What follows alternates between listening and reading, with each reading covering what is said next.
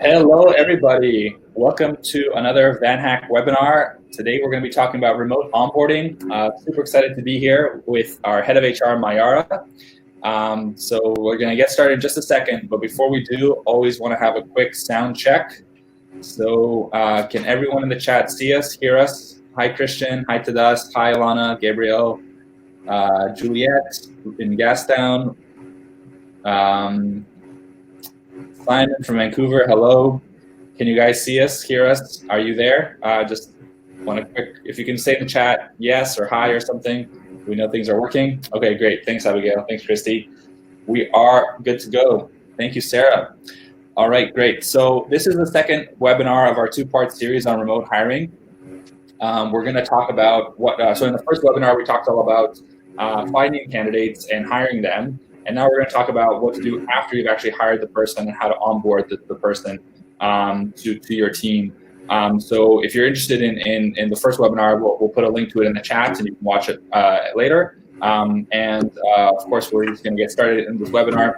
A couple quick things. If you have any questions at all during the webinar, please ask them in the chat. We want to make this as interactive as possible. I know I hate going to webinars when the person just drones on about stuff. So we're going to be, talking to you. So hi, Carrie in Toronto.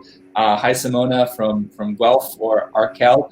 Hi, everybody. So we just want to chat with you, add value to you, help you out, yeah, make sure that you find value in spending your time with us. So let's start with our presentation. So today we're going to talk about onboarding remote workers. 10-4 Christian, yes, awesome. So quickly before we get into it, who are we? So I'm Ilya, I'm the co-founder and CEO at VanHack. We've been a remote company since 2015. We're currently at 36 employees across 10 different countries around the world, all the way from India to Romania, South America, I guess, Venezuela, Brazil, here in Canada, and many other places. And quickly, we have Mayara here. So Mayara, maybe you can introduce yourself, please. Yeah, hello everyone. Good morning, afternoon. So I've been working with VanHack for almost 2 years now, and I'm responsible for everything in HR, since recruitment and selection, training, payroll, admin stuff, so anything regarding to that. We are a small team. And then, yes, happy to be here with you today.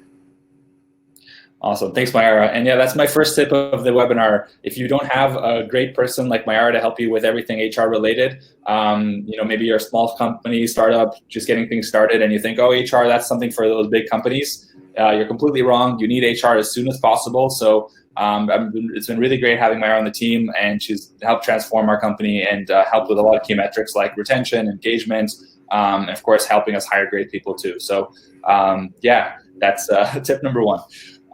Cool. So before we get into the content, I actually wanted to give everyone here a special kind of how could I say this, offer. Since you were generous enough to spend some time with us here, you get this exclusive offer for a free virtual consultation. If you want to have a half an hour call with myself, when I can give you maybe like an audit, really answer specific nitty-gritty detailed questions that you might have that maybe you're not comfortable sharing or asking in this presentation or in the chat. If you want to ask us directly and have a kind of a brainstorm session, completely free. We're just trying to offer as much value as possible, these days with so much going on in the world. So you can sign up. I'm gonna put there should be a kind of an offer somewhere on the screen. I'm not exactly sure where, but you can sign up there. Or if you want to sign up, I'll put the link in the chat in just 1 second also. But yeah, that's quickly free, no strings attached call. Happy to help you guys with your remote hiring questions. So basically what we're going to talk about today is how to really structure your remote hire contract. A lot of people ask us about things like taxes, how to make sure you're all legally covered when you actually make that hire. Quickly, Tanis, restart your computer page. Yeah, so okay, just want to make sure everyone can see everything. Okay, so that's really important. Payment is also a huge question. People talk about payment a lot. So how to actually make sure that I'm paying the person. What different service providers do you guys use? What to do before the person starts. So how to prepare yourself actually before start date. So what are the key things you have in place? So day one, it gets off on the right foot. The first weeks 2 to 4, the first kind of week, and then also the first month, how we can build culture, and give some examples of what VanHack does to build culture remotely. How do we measure productivity? Of course, hiring people remotely, there's always that question, hey, are they actually in their office or online? They might be online on Slack, but are they actually working? Those are common questions we get. And of course, what's our remote stack? What's the remote tools that we use? And we'll share some of those with you guys. Of course, we just want to keep it as interactive as possible. So if you have any questions, comments, concerns, please ask them in the chat. But without further ado, Mayara will start us off in the first half, and then I'll come in the second half to help her out. So please, Mayara, take it away. Yes, thank you. So yes, I think the first question, if you never worked with remote workers before, is like, okay, how to do things right, or how do I structure the contract? That's the first thing that comes to mind, especially from HR people. So it's not so different from a regular standard contract that you do with your employees who live in Canada. The things that you should add on this contract for a remote position should be first, place of work. So it should be in the contract that it is a remote position, so this person will be working from home or any space that they are responsible for, okay? A second point that they wanted to decide, that point you should discuss internally before with your team, equipment. So how you do with the equipment? Will the company provide device such as computer or cell phone or not? Okay, so this is your choice as an employer if you will provide that or not. So if you provide that, okay, how's going to be the maintenance requirements? So security, data protection, internet speed, that minimal internet speed that this person should have to work well during the days. If you provide the device as well, return to company policy. So I know that some companies, at VanHack, we do not offer the device, but I know that some companies, they do say that, okay, if you've been using the same device as cell phone or computer for over a year, you don't need to return that. For a year, yeah, if you leave the company before a year, you should return that. So these kind of things, equipments, and what kind of policy you adopt for that, you should decide internally before. But whatever you decided should be in the contract, okay? And then, of course, any compliance with your company policy. So, for example, if your company policy, you have a dress code for salespeople to talk with clients, it should be standard there in the contract, and the remote workers should follow that as well.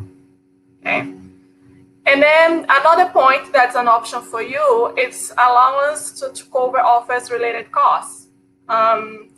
This is some companies, they do that, some other companies not, because if you're a remote worker in Canada, an employee, you can even claim that when you do your tax return. I don't know if you guys do that, but that's a form that's called T220 that you can get part of the cost at home on your tax return. And some companies, they do offer a small allowance for that as well, okay?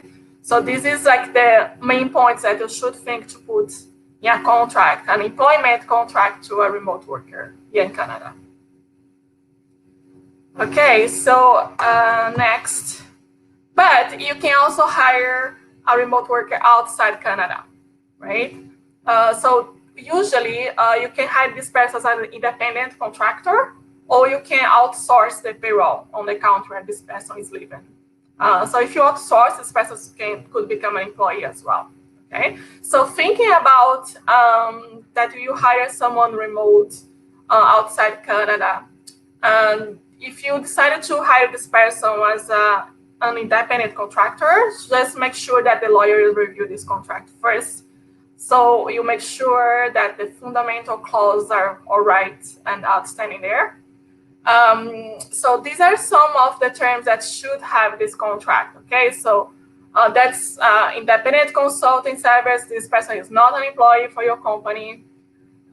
Responsibilities, billing. So how often this person is going to send the bill to you, like once per month, twice per month, so you can set it up. Fee. So this is very, very important. Statutory obligations. Make sure in the contracts there, that is the responsibility of the contract to pay for their province or state or city taxes. Okay, it's not a company's responsibility. And to make sure that confidential, non-disclosure, no competition clause are updated there as well. And as well, termination notice and any general provisions. So general provisions here, it's something that you can add about remote worker or something like that as well. Okay, so these are clauses that can not be left behind in the contract. Okay. Any questions here about these two? Because I'm gonna switch to a different topic now. Okay.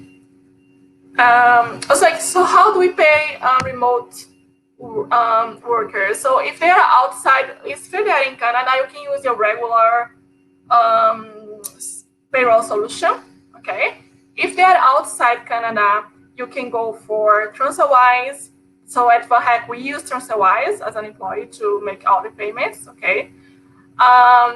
We can also use Payoneer. In Payoneer, it's a tool that our contractors or suppliers, they use this one. Okay. So as a company, we don't need to use Payoneer, but the contractors and suppliers, they use that because they need an international bank account information. So we are able to make the transfer.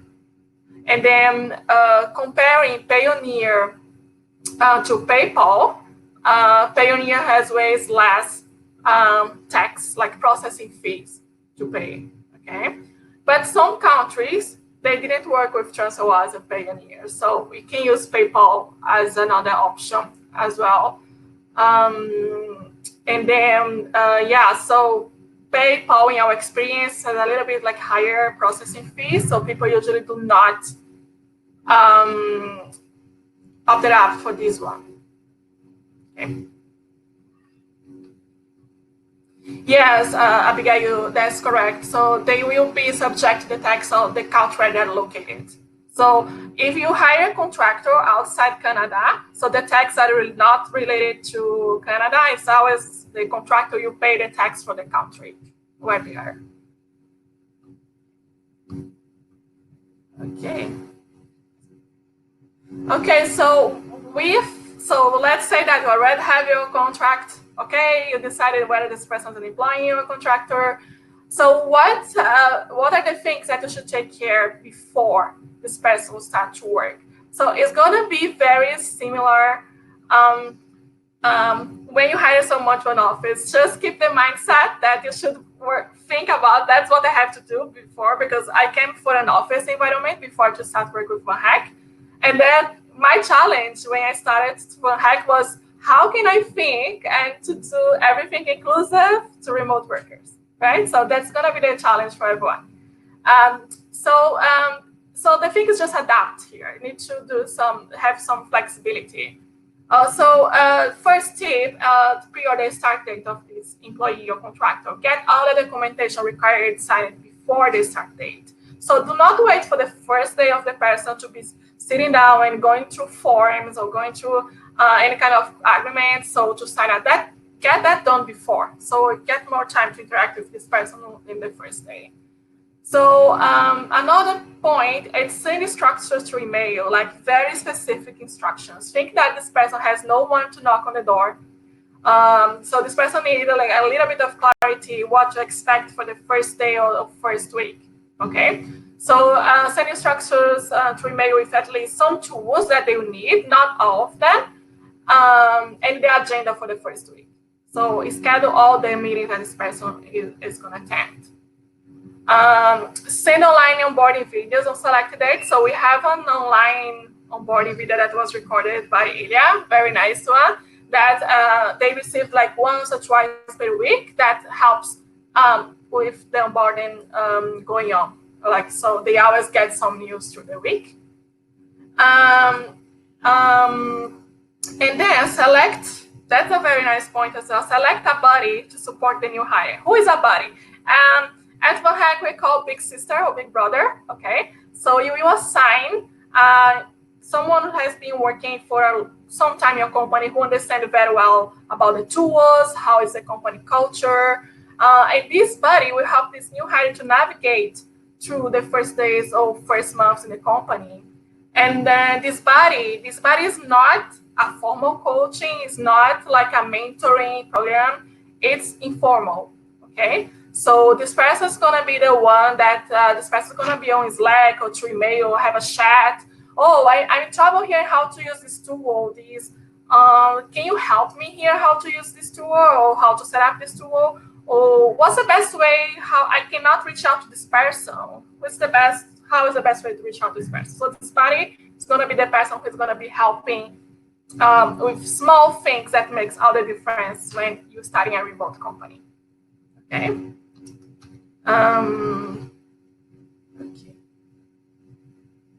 Okay. So, and during your first week, this is a very important week for the new hire. Okay. So these points you want to have for the first Mayara, sorry to interrupt you. I just want to go back to the point of the online course before they started. I just want to quickly just give a comment on that. Yeah. So for number 3 there, what we did is we used our email automation software. We use ActiveCampaign, but you can use something like a MailChimp or whatever, email automation software you want. And we built like a course, an onboarding course that the person can get. It's like a drip campaign. So we've built out, I think it's 6 or 7 emails that they get. And we start sending them a little bit before they start, and then it goes during their first couple weeks. And it's things like asking them to fill out a form to get their website, their information to put on our about page. They can join the team page. So they send us a picture and a little bit about themselves, things like that.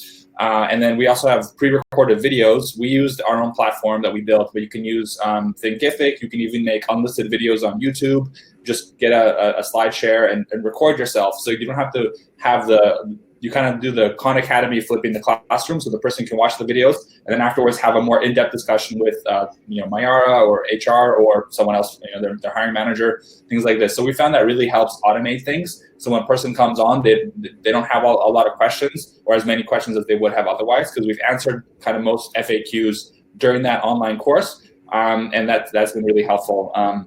You record it once, and of course you need to update it every 6 months to a year.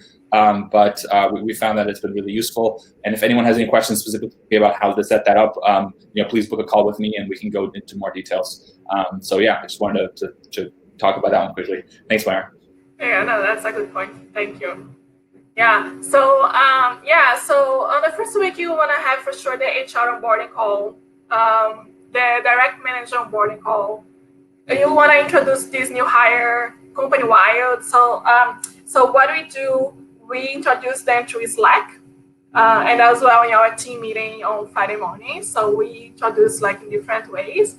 Introduce the body of this person and have on the end of the week an HR check-in and so you can answer questions that this person might have. And you, like in my case, what I do not do all the HR onboarding call. I do not do all the content in the first day, because I found that after getting some feedback from the current employees, that could be overwhelming. So I kind of split the content. And then I finish on Friday that I'm more relaxed as well. There's anxiety in the first day, right? So on the Friday that I'm more relaxed and they can understand better some points, and I can answer questions that they might have. So these are the meetings that you want to hold for sure in the first week for this person. Okay, and here's a little bit more detail, like what I do in the onboarding, the HR onboarding call. A lot of people, they ask like, oh, how do you onboard in this new hire? So first thing I think is important about the timing. So book that for the first time for them, like 9 a.m. their time, or select a start date or a start time that's reasonable for both. Okay, do not make this person wait for a long time. And in my first onboarding, I go through companies, mission, values, the structure of the company, handbook, how to find the handbook. That's very important because all the tools, everything they need will be in the handbook. Okay. So this is topics that I talk with them. Make sure, just go through, if you have any questions about bank account, tax information that was not completed before, it's an opportunity to go through that with them as well. Give them a chance to ask questions. They might have some questions about working remotely as well. Very important, talk about companies' communication culture. And there's as well the tools that we need to work. I found that, and I talked to Ilya a short time ago about that. People who never worked in a remote environment before, or if you have a team who is switching to a remote environment. So usually when you work in office, you have one software, one tool that has all the things that you need to use, or something like that. In a remote environment or startup company, you have many different tools that you have to deal, and you have to understand how they connect with each other.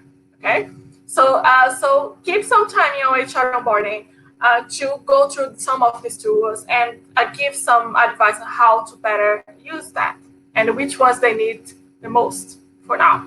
Okay, and then another point that's very important is talking about companies' communication culture, like formal and informal. Like for example, in VanHack, I always say in the HR onboarding calls, like if they want a quick answer, they should go to Slack. Don't go through email because we use Slack a lot as a tool.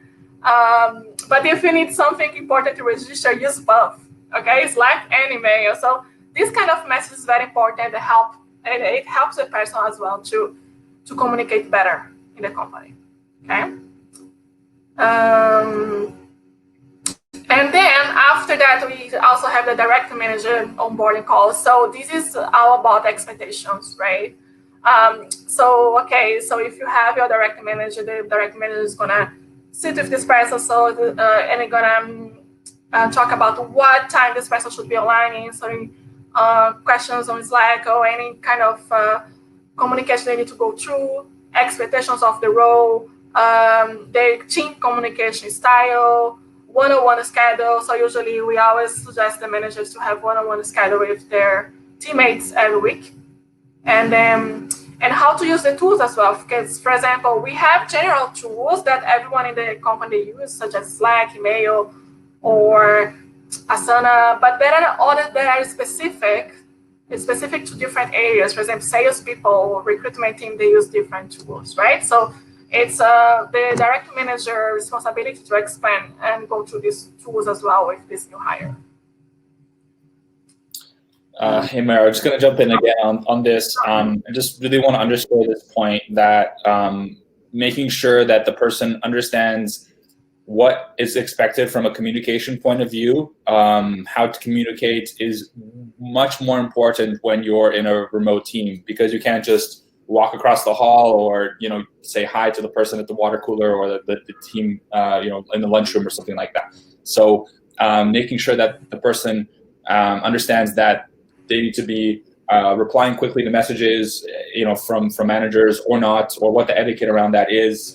It's critical to have this conversation up front, so there's no miscommunication later, and the hiring manager might be frustrated, or I guess their manager will be frustrated because the person took 4 hours to reply to a Slack message, but the person's more accustomed to speaking in email or whatever other thing like that. So just those are really important, that things that you wouldn't think, or maybe not as highlighted or amplified, and when you're working in a kind of a regular office, or very, very important to have that up front. And then also the one-on-ones, I found for me that was a really big change when I started doing weekly one-on-ones with all my team. It increased communication much better. You should be doing those, if you're in a real or a physical office or a virtual office, either way, but just really highlighting the importance of those and making sure that they happen. And there's recorded, they're recorded. You can even use a spreadsheet to record kind of what you talked about last week and then what you're going to talk about this week, etc. So yeah, very, very important. Yeah, true. Okay, so this is more specific about the body. So how to introduce the body. This is another part of the first week. Okay, so make sure, try to connect with employees that have been working for the company for a while and understand well the tools. okay? And make sure that so it is not a formal training or a formal mentoring. That's very informal way to help new hires to navigate through the first months or days working the company. And then so the HR check-ins, like I said, like I finished onboarding and then I ask questions or any kind of roadblocks that this person has been having. Okay. Week 2. So what we do after, like when this person's on week 2, that's super funny because I receive many questions sometimes from managers. I'm like, oh, this person didn't sign up with this tool yet. Why not? And it was like, because there's not time for this person to sign with 15.5, for example. That's a performance management tool. It's like they need to digest. It's too much information for the first week. So So week 2 and beyond, schedule onboarding meetings with head of key areas. So VanHack is a small company, so we are able to have a new hire to have onboarding meetings with each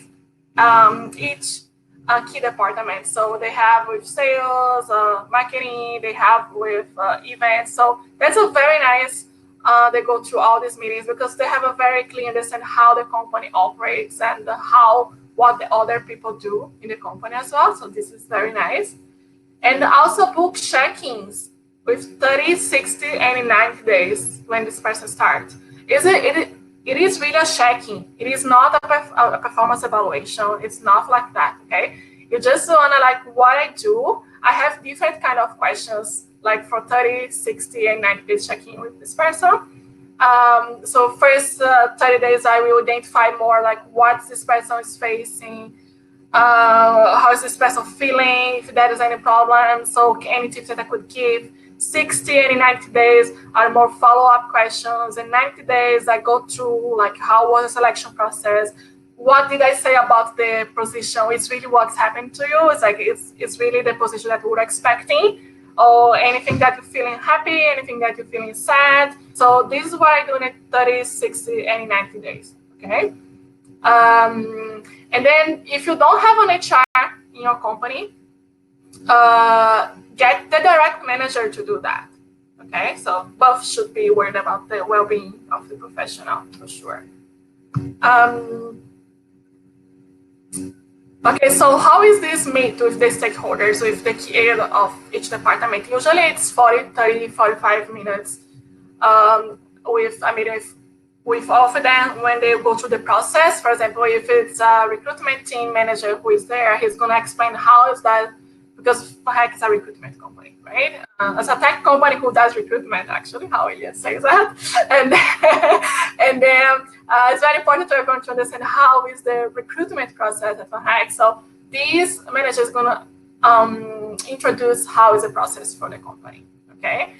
And then the goal of these meetings with these key departments is to have a holistic understanding about each department, build more connections, because if you need something, if you understand the whole company, you know who you will be looking for, right? You're not going to be lost, especially in a distributed team. So who are the face there for each department, so you can identify them. And then you can get introduced to other team members as well. Like if you have a question about, oh, I don't know how to, who I should talk about this topic, so this manager will help you with that. Okay, we point the right person to talk with. Okay. Mayara, there was a good question here from Basak. She asked about what questions do you ask in the 30, 60, 90-day check-ins? Like, is there a script or 3 or 4 questions that you ask? What are those questions specifically? Yeah, I can share with you later. If you send like your email, you can send an email to me or Ilya as well. But like usually first 30 days check-in is pretty easygoing. I might asking like if they sign up with all tools, if any tools that they're like not that they are not using well, or they have difficulty to use as well. As 2 months, I'm gonna ask how is the interaction with the team, interaction with other people in the company. 90 days, I have the 10 questions actually asking about how is the accuracy between the job that was proposed and how is that happening for them. and many other questions. But it's like I said, it's many of that, so I can send that to you or anyone who else wants these questions. I can send that through email. Okay. Yeah, so this is like might answer a little bit of your question as well. I anticipated that a little bit. So I will focus a lot on my check-ins on employee well-being. A reminder that employee well-being should be a concern for everyone, not just HR. Okay. So understanding any issues, tools, process.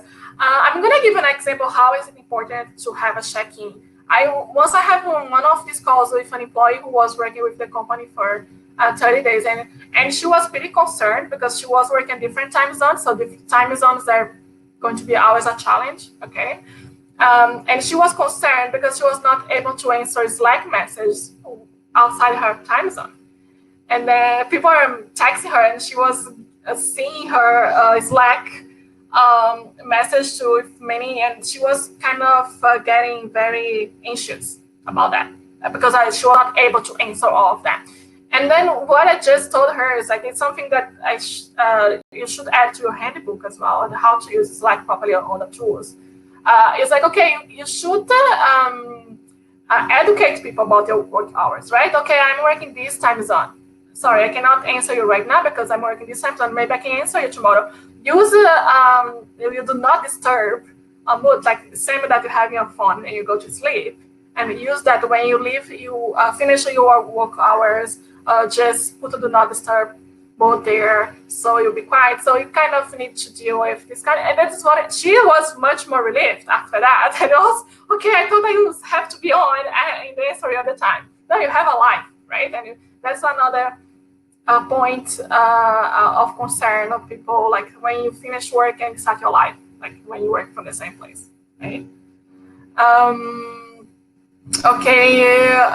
Answer questions around policies, benefits, holidays. Well, holidays are a big thing. Okay. Yeah. When you have a global team, everyone has different days off. Yeah. It is. I will tell you the truth. It was a little bit consuming in the beginning. I was like, well, I have 10 different countries to do holidays here. How am I going to do that? But I do that like by quarter. That helps me to make sure that everybody is following the country's holidays. Okay. So you can use, I use Google, the Google Calendar. Okay, so I send invites, I register there when there's a holiday, so everyone in the company knows who is working, who is not. Same with company birthdays, so everything we use a shared calendar to register that.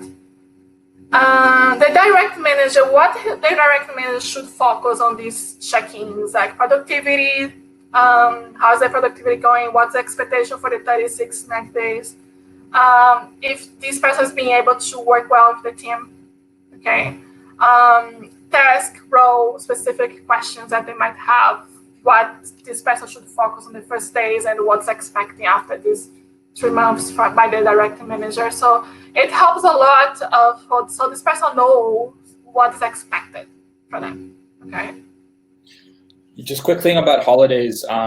It's so funny. Like we have people from all over the world, and sometimes people have days off, and people didn't know that they had the day off, and so there could be some stress and confusion there. So it's always good to have updated your status in Slack or whatever chat you guys use across the team. So you can put like, oh, on vacation today or off or something like that, so people know. That really helps, especially if it's people who are working together across different teams and they don't get confused or worried or frustrated about this person not replying to them for some reason. So just little things that you can do to make sure that there's clear communication.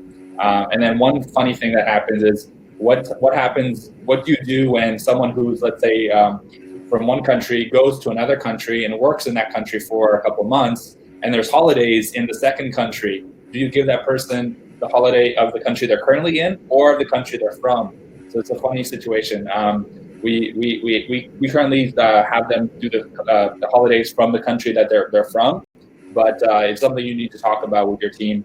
You can get into these very kind of niche things, especially with people working remotely. Sometimes they go home to their home country for holidays or something like that for extended period of time. It's one of the benefits of having a remote team. Your employees can spend this time with their family. So just make sure you're upfront and checking about this beforehand. Yeah, important, true. Yeah, so so those are like the points that I do like prior first week and after the second week and beyond. So my idea is that these onboarding should not be fast. Okay, so do not try to finish your onboarding in 1 week. Okay, this is super overwhelming. Even though you worked, like if you guys worked in an office environment before, you know that you cannot like learn and digest much in 1 week. So our onboarding was designed to last for 2 months at least. Okay, so this way we always going on and explaining. So until this person still feels feels more comfortable working in the company. Okay, so yeah, so this is about the basically the onboarding. I'm gonna pass to Ilya to talk about building a culture, remote environment as well. Thanks, Mayara. Awesome. So quickly, just wanted to let everyone know I shared something in the chat here. I think it's on this side or maybe this side. I think it's this side for you guys. About it's the handbook from GitLab. GitLab is really a benchmark for us and for everyone. Really, it's an amazing company. They're a unicorn. I'm sure a lot of you have heard of them. They have a really good remote culture onboarding guide and just kind of company guide that you can check. And it really inspired us and hopefully will help you as well. So Basad asks, do you have a process to conclude the onboarding other than check-ins? Mayara, maybe we can quickly answer this question since it's relevant to your section. I think you're on mute. Oops. Sorry, can you hear now? Yeah. Yeah, okay. Yeah, so how do I conclude the onboarding is like, especially when I do the 2 months or 3 months check-in, I will check if this person has gone through all the onboarding calls with the different departments. I'm gonna go to the handbook that Ilya just said that we have everything in the platform, and then I'll check if this person, how this person is feeling basically. So it's another check-in to conclude the onboarding, but I don't have a formal document. Like, no, everything's gonna be on the handbook, and we always, it's part of our culture. Like not just me, but that this person can reach out to everyone, like anyone, when they have any questions about anything. So that's how I conclude the onboarding. I make sure that they have all the meetings that was necessary. They went to the handbook and how comfortable they are feeling about working in the company. Cool. Thanks, Mayara. Great answer and great question, Basak. Thank you. And we're excited for Ricardo. I don't know if he started yet with you remotely, but if you have any questions about, Basak hired a developer from VanHack and he's starting soon. So yeah, please let us know how we can support you through that process. Cool. And Ashley, it's our pleasure. All right, guys. So coming down the home stretch, we have about 20. That's great to hear you're excited. We have 20 minutes left. I'm going to kind of go through some things that we do to build culture remotely. And then we'll, of course, have time for Q&A. So thanks, Basak. Looking forward to recording a success case video with you guys once he's onboarded, and maybe after the 3-month mark we can check in, make sure everything's going well. Very cool. Okay, cool. So first thing I'm gonna talk about is automating culture. One thing that I think is really cool that you can do in a virtual team that you can't really do as well in an online or in a physical team is have kind of automations and things that maybe are more things that are always happening that you don't really need to plan, and it becomes kind of a easier thing to do. So the first thing is, it's not really automatic, but it's a habit that we have in our team, a ritual we have in our team, is to say good morning in Slack.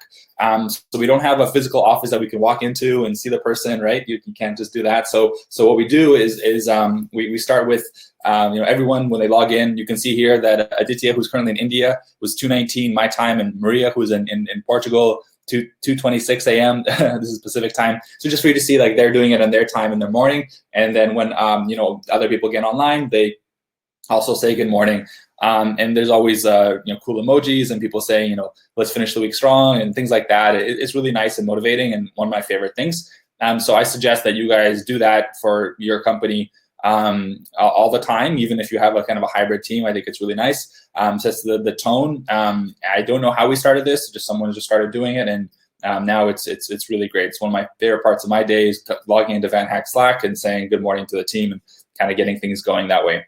Another cool thing that that we built and I'm pretty proud of is we created something, I call it the value bot.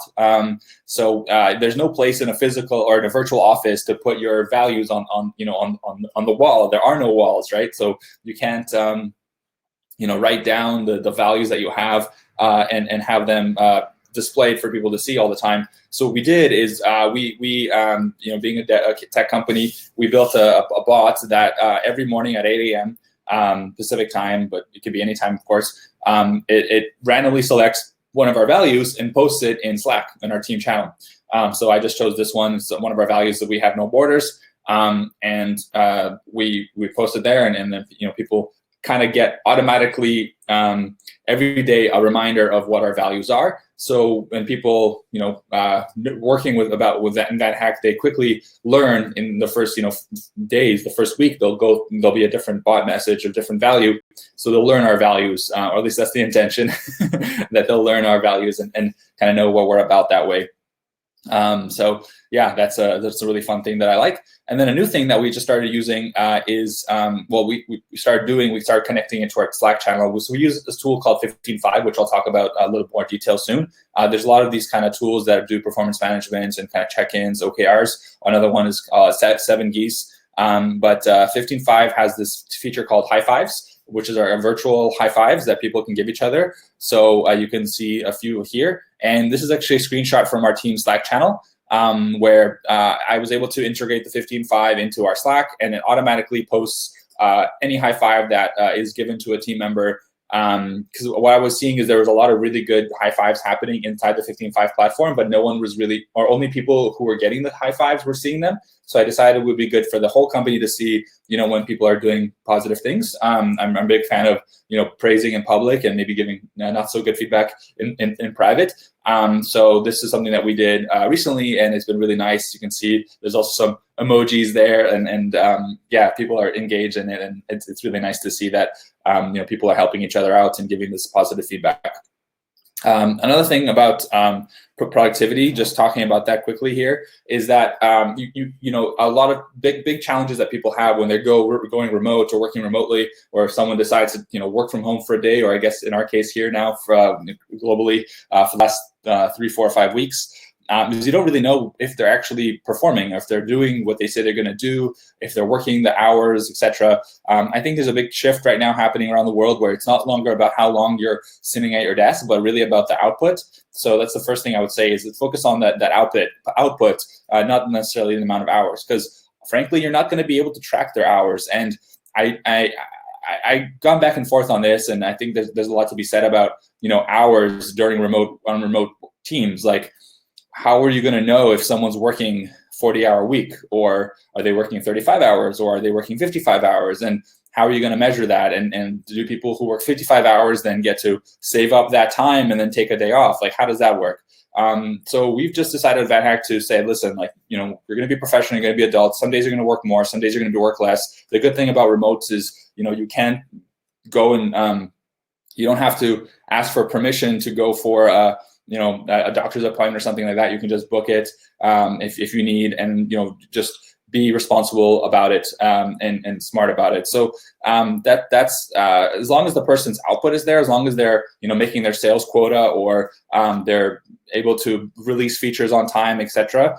Then that's enough for us as a company. But it's really something that every company and every manager, every department needs to take to heart and think about what's the best way for them to do that, because there's a fine line. You don't want to be too strict about it, but you also don't want to be too loose, and to have people take advantage of it.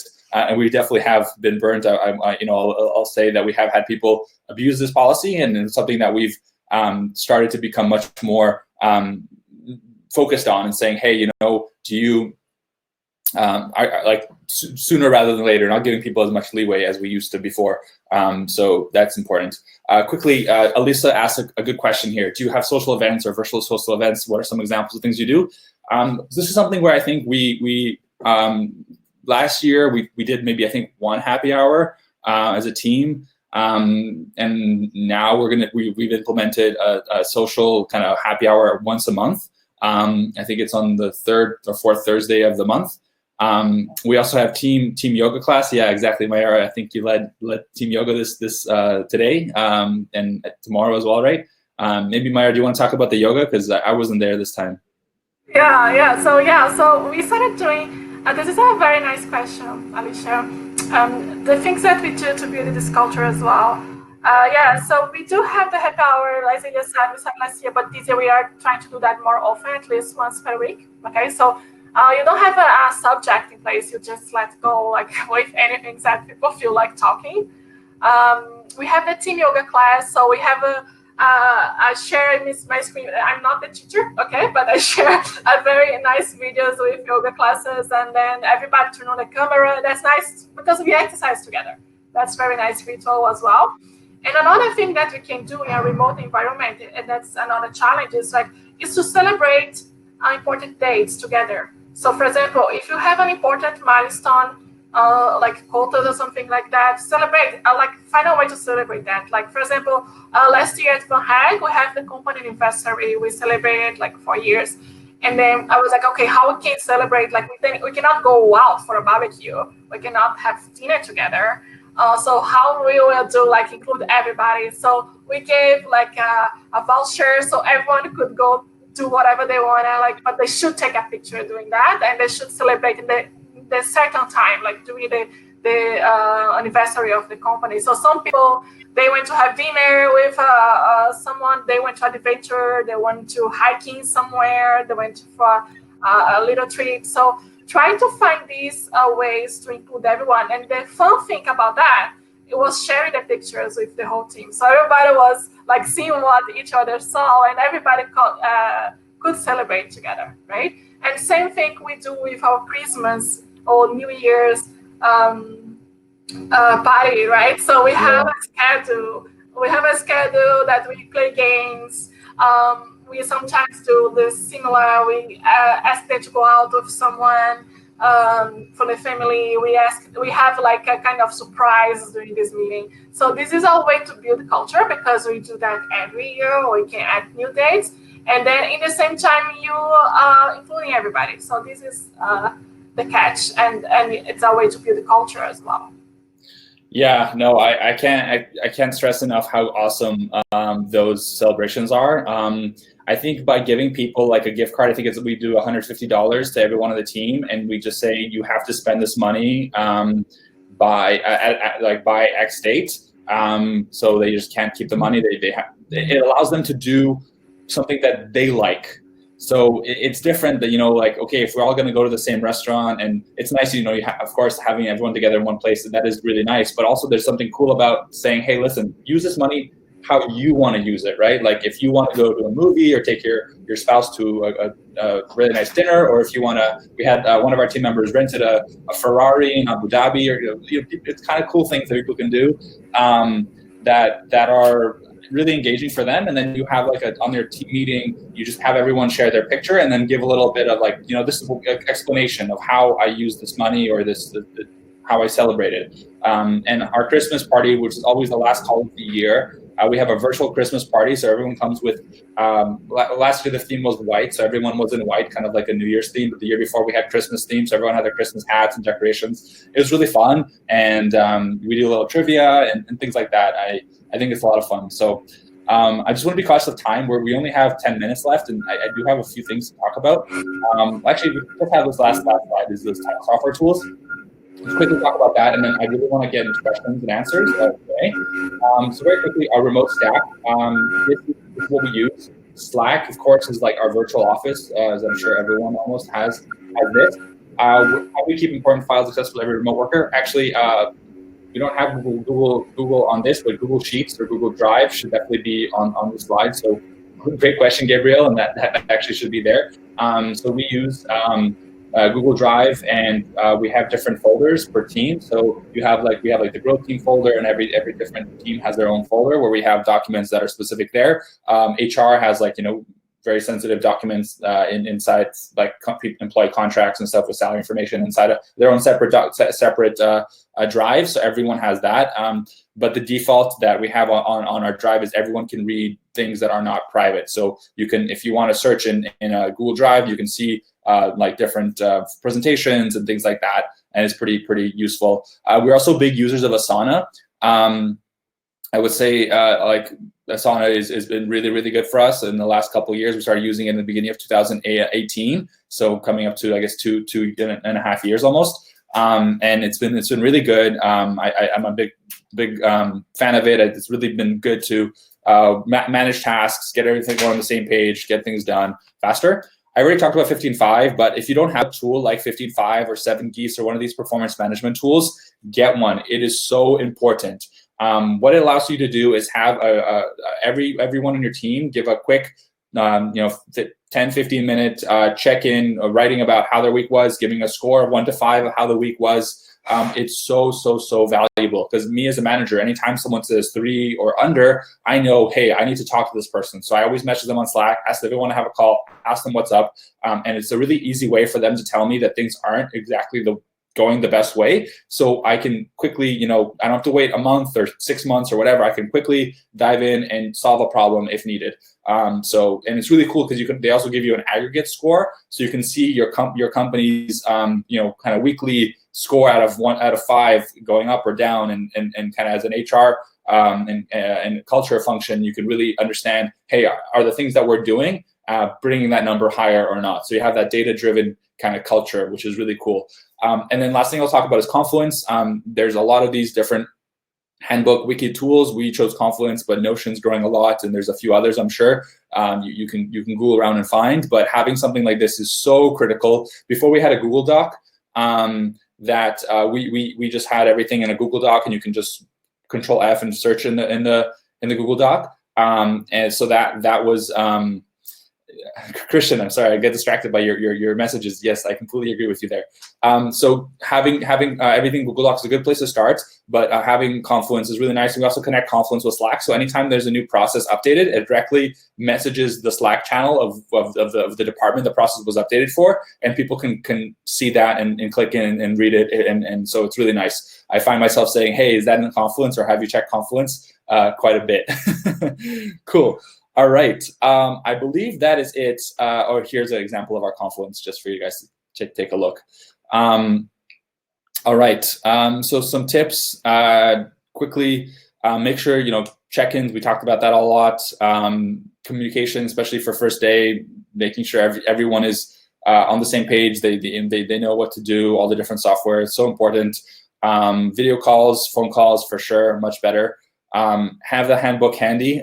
So I tell everyone on the team to have the handbook pinned as a tab. So if you don't have the handbook, like, you just have Confluence or whatever software there, so you can quickly go and search for it, and have it like just as a pinned tab for you guys. So yeah, cool. All right, so we have 5 minutes left, and I do want to ask questions, or I have time for questions. So before we do that, though, we are hosting a virtual hiring fair, not this weekend, but the next weekend, so it's coming up soon. We had over 2,000 people apply, 2,000 developers from around the world that are looking for remote jobs, or jobs maybe that start remote or offer relocation, whatever you decide. So if you are looking to hire, one or some senior developers, please sign up. I'll post the link in the chat here soon. If you have any questions about that, just go to vanhack.com and you can see our virtual hiring fair at the top of the page. Or of course, VanHack, we help companies like Pressbooks and Basak, as you guys saw here in the chat, hire really good developers from around the world quickly. Again, if you have any specific questions, you want me to do like an audit or give you some feedback, brainstorm about problems you have, again, free virtual consultation about your remote hiring and onboarding processes. Happy to share knowledge, brainstorm, as much value as possible, and help you out on that one-on-one call or group call with your team. And with that, thank you so much for coming to this webinar. It was a lot of fun. It flew by, almost an hour. Hopefully it was valuable. We'll stick around for the next 5-10 minutes here. Any questions you guys have, please ask us. I will stop presenting the slides and we can go into Q&A. All right.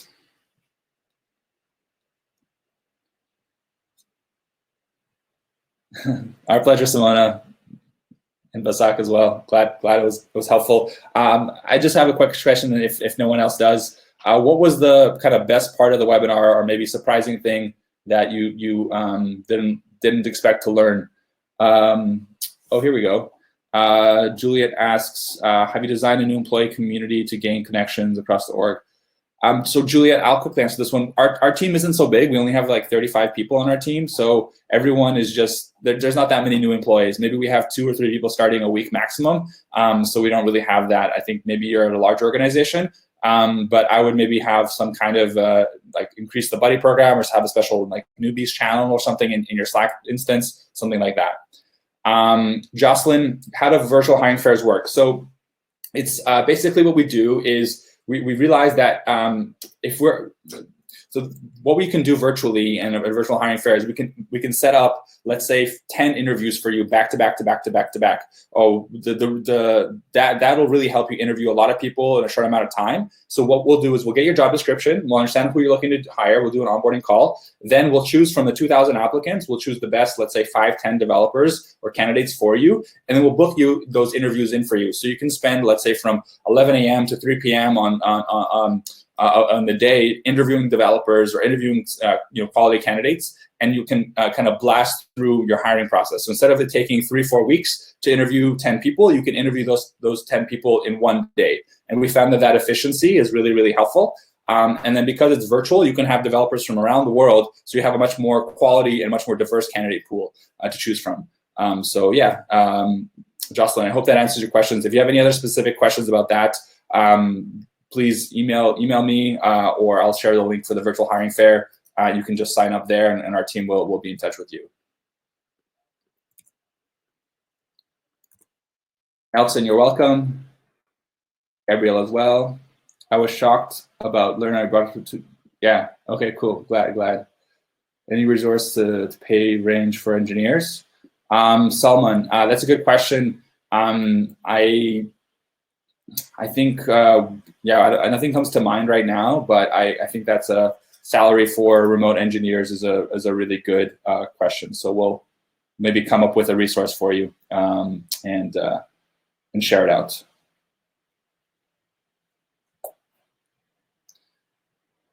Thanks, Juliet. Happy to help.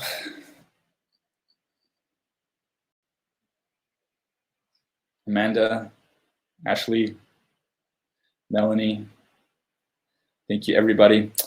All right. Best of the webinar for me is I love to see how onboarding process is well structured and thought out long-term process. Cool. Yes, thank you. Thanks, Patricia. Glad it was helpful. All right, everyone. Well, if there's no more questions, we'll let you guys enjoy the rest of your day. Thank you so much for spending some time with us. Again, please book a free consultation with me. Happy to go dive deeper into your specific process and answer any questions you might have. I think that's still somewhere up on the screen. And yeah, we'll be sending out a replay email, thank you email after this. Please tell your friends about VanHack, of course. Really appreciate that. If you do, hopefully you will be one of our happy hiring partners if you're not already. We're really trying to change lives and help people get hired around the world, and of course help companies grow faster with building amazing products. Okay, guys, have a great day. And Mayara, thank you so much for hanging out with me today as well. Thank you. It was great. Thank you. And like anyone HR related have any questions, I'm open as well. You can reach out to me, add me on LinkedIn, or send me an email as well. Okay, I'm more than happy to help as well. Have a great day. Ciao, everyone. Bye. Ciao.